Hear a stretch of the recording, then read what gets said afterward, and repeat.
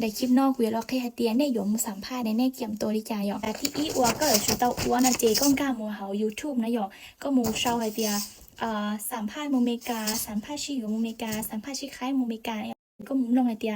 เราจะคำถามนู้นเลยมูสัมภาษณ์เลยเราเจ้านูริจาเจก็จะหล่อเฉาจะเปรียบเทียบแล้วก็ตัวเข่งเทียไอก็ตัวรู้นะหยอกเจขอที่อ้อเจเฮา TikTok นั้นนะที่เน่งกูรอเคลียร์วิดีโอเคลียร์ที่จ้องให้นายหยอกอย่าเลยกูนะเทียเจในกุ้งกาเราใช้เป็นบนเฮียเนี่ยชิไซเต้าให้เตียnên không một sai này có tế được trâu lên tới này có mà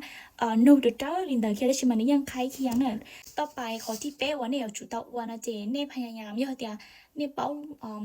ลูเมกาเจเนี่ยกุ้งข้ามใช้หรือจอคลิปลูเมกาย้อนนึกกุ้งไว้ที่จอคลิปเมกาว่าหรือจะหลอกว่าให้จอคลิปเมกามาหรือชงด้วยชี้ชันแต่เนี่ยสลีมองมาเป๊ะมัวแค่จอย